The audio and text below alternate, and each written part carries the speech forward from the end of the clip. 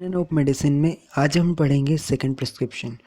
Second prescription के बारे में केन ने कहा है कि second prescription technically speaking is the prescription after the first one that has acted. जैसे फर्स्ट एक कर देता है उसके बाद ही सेकंड प्रिस्क्रिप्शन की बारी आती है।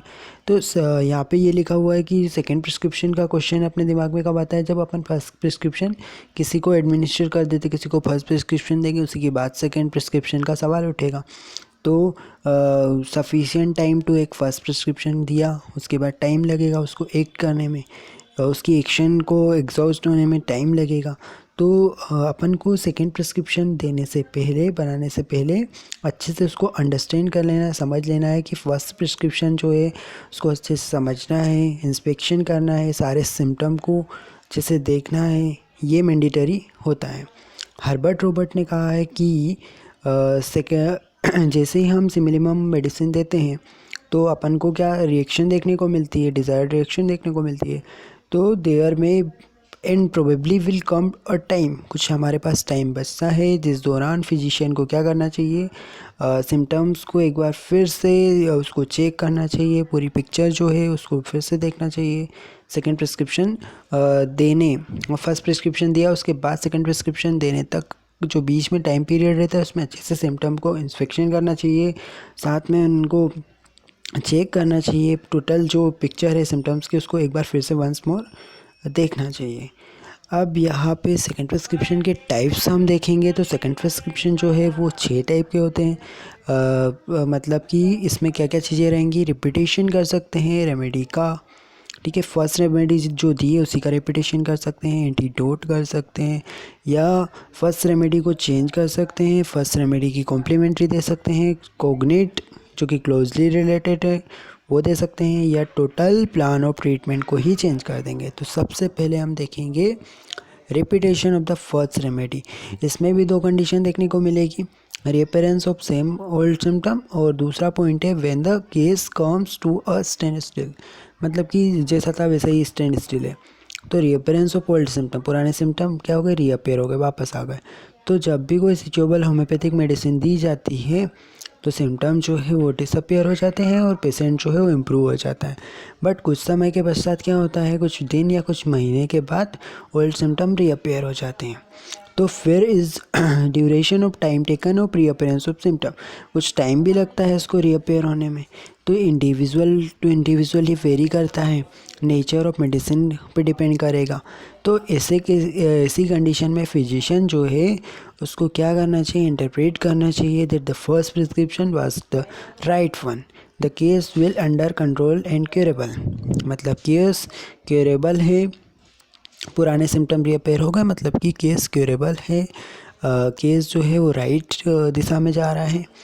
तो hence in the second prescription the same remedy can be prescribe once again. तो जब सेकेंड प्रिस्क्रिप्शन दिया जाएगा तो सेम रेमेडी को रिपीट किया जाएगा, ठीक है, once again. In such case when symptom return, ऐसे सारे केस जिसमें क्या होता है कि सिम्टम्स रिपीट होते हैं, रिटर्न आ जाते हैं, तो when the patient has the same general and particulars are formally, it means that the first prescription was good one, मतलब कि सिम्टम जो है वो पुराने सिम्टम रिपेयर हो गए, यानी कि प्रिस्क्रिप्शन सही है, केस जो है वो क्यूरेबल केस है। और सेकंड प्रिस्क्रिप्शन जो है वो उसमें क्या किया जाना चाहिए, फर्स्ट रिपीटेशन किया जाना चाहिए, फोमर का जो हमने मेडिसिन दी है उसी को अपन को रिपीट करना है अकॉर्डिंग टू डॉक्टर केंट। तो ये हमने देखा reappearance of old symptom. When the case comes to stand still, case जैसा था वैसे ही स्टैंड स्टिल है। तो इन सर्टेन केसेस, कुछ सर्टेन केसेस में क्या देखने को मिलता है, फर्स्ट प्रिस्क्रिप्शन देने के बाद सेकेंड सिम्टम जो है वो स्टार्ट हो जाते हैं changing in an orderly manner, symptom change हो रहे हैं with the production of new symptom, मतलब कि नए नए सिम्टम आ रहे हैं, चेंजेस हो रहे हैं symptom, but the picture again change with the reappearance of old symptom, ठीक है। तो the patient may not complain any physical problem, उसको कोई फिजिकल प्रॉब्लम नहीं है, yet he is not considering himself completely improve, उसको कोई प्रॉब्लम नहीं है फिर भी वो पूरी तरीके से इम्प्रूव नहीं हुआ। तो पेशेंट बोलता है कि आई हैव नो सिम्टम, उसके पास कोई सिम्टम नहीं है, पर उसके बावजूद that I am not improving, improve नहीं हुआ। तो I seem to have come to stand still position, मतलब कि जैसी कंडीशन में था वैसे ही स्टैंड स्टिल है। तो दिस इज से regarding himself and not his symptom, ठीक है। तो उसके बारे में बता रहा है, उसके सिम्टम के बारे में नहीं बता रहा है। वो बता रहा है कि भैया उसको कुछ चेंज, सिम्टम्स तो चले गए पर उसके बाद भी उसको अच्छा नहीं लग रहा है, ये बता रहा है। The best way to handle such cases, इस केसेस को क्या हैंडल कैसे करना है, अपन को वेट एंड वॉच टेक्निक अपनाना है, वेट करना है, वॉच करना है, देखते रहना है, और कंसिडरेबल पीरियड ऑफ टाइम के बाद बिना किसी मेडिसिन दिए अपन को वेट एंड वॉच पे रखना है। If after such long waiting, अपन ने अच्छे बहुत दिनों तक उसको वेट किया, नो आउटवर्ड सिम्टम है अपीयर, कोई सिम्टम नहीं आए, नो एक्सटर्नल मैनिफेस्टेशन अपीयर हुए, कोई डिसीज़ के सिम्टम अपीयर नहीं हुए external, then the same remedy can be administer at the second prescription, यानी कि तब हमें जैसे कि हमने वेट एंड वॉच पे रख दिया, उसके बाद कोई सिम्टम नहीं है तो हमें क्या करना है, उसको सेम रेमेडी को रिपीट करना है सेकेंड प्रिस्क्रिप्शन के दौरान। और new remedy is not advisable, नई रेमेडी नहीं देना है। Us know indication is available for such cases, तो कोई इंडिकेशन अवेलेबल नहीं है तो फिर नहीं देना है।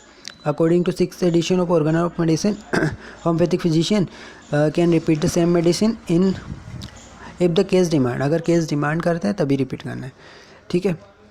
But every repetition of the same remedy will be slightly changes potency from former, मतलब अपन को पोटेंसी थोड़ी चेंज करके देनी है। हर्बर्ट रॉबर्ट ने क्या बोला है कि remedy should not be change without very good reason, बिना किसी उचित कारण के हमें रेमेडी को चेंज नहीं करना है। It is possible that the remedy may be repeated at necessary interval through a whole range of potencies, securing the full amount of good from each potency before passing on a next, मतलब अपन को potency में बदलाव करना है, ये बोला गया है यहाँ पे, ठीक है। उनकी रेंज, पोटेंसी की जो रेंज है उसको बदलाव करना है, और उसको रेमेडी को तब तक चेंज नहीं करना है जब तक कि अपने पास कोई गुड रीज़न ना हो, हर्बर्ट रॉबर्ट के अकॉर्डिंग, ठीक है।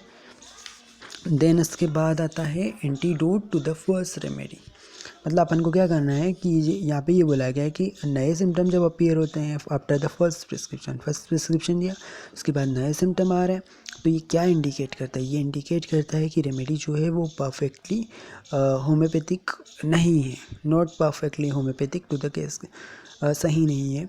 The remedy has to be antidote, इसको एंटीडोट कर देना है, ठीक है। तो नए नए सिम्टम आ गए अगर रेमेडी देने के बाद, तो अब ऐसा करना है। The new symptom have to be examine, जो नए सिम्टम है उसको एग्जामिन करना है carefully. If the new symptom are the symptom of the remedy, अगर वो जो नए सिम्टम आए हैं वो जो हमने रेमेडी दी है उसके सिम्टम है, then it has to be understood, उसको समझना है कि जो पेशेंट है उसको प्रूव कर रहा है रेमेडी को, ठीक है। अगर किसी पेशेंट को हमने दी रेमेडी और उसमें नए सिम्टम आ गए तो वो उस रेमेडी के है तो उस रेमेडी को वो प्रूव कर रहा है। In the second possibility the new symptom may not be the symptom of the remedy prescribe, ठीक है। तो कभी ऐसा भी हो सकता है कि रेमेडी के सिम्टम ना हो, तो ऐसी कंडीशन में क्या करना है, अपन को भी किसी कंक्लूजन पर पहुंचने से पहले फिजिशियन को क्रॉस एग्जामिन कर लेना है, पेशेंट के रिलेटिव जो है उनसे पूछ लेना है कि पेशेंट जो है उसको ये सिम्टम कभी लाइफ में थे कि नहीं थे, उसको इससे पहले कभी इस तरीके के सिम्टम थे कि नहीं थे, ये क्रॉस चेक अपन को कर लेना है। If the patient never had such symptom before physician this, मतलब कि अगर उसको क्या है कि इस तरीके के सिम्टम पहले नहीं थे तो फिजिशियन को कंक्लूड करना है कि मतलब कि फर्स्ट प्रिस्क्रिप्शन सेलेक्ट करने में कुछ मिस्टेक तो नहीं हो गई, उसको कंक्लूड करना है कि conclude that he had made some mistake in the selection of the first prescription, यानी कि उससे कुछ गलती तो नहीं हो गई। तो hence the disease is changing the direction, disease की डायरेक्शन चेंज हो जाती है और इस दौरान अपन को इमीडिएट उसको एंटीडोट कर देना है। अब यहाँ पे हर्बर्ट रॉबर्ट ने बोला है कि एंटीडोट करने, after having given antidote remedy, antidote दे दिया तो उसको क्या, little time for a patient to rest के लिए टाइम देना है।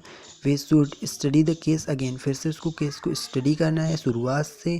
The second remedy should correspond most particularly to the new symptom than the old, but both present symptom and the former symptom must be consider, अपन को पुराने symptom भी और जो प्रेजेंट सिम्टम है दोनों को कंसिडर करके केस को अच्छे से स्टडी करके उसको सेकेंड प्रिस्क्रिप्शन देना है।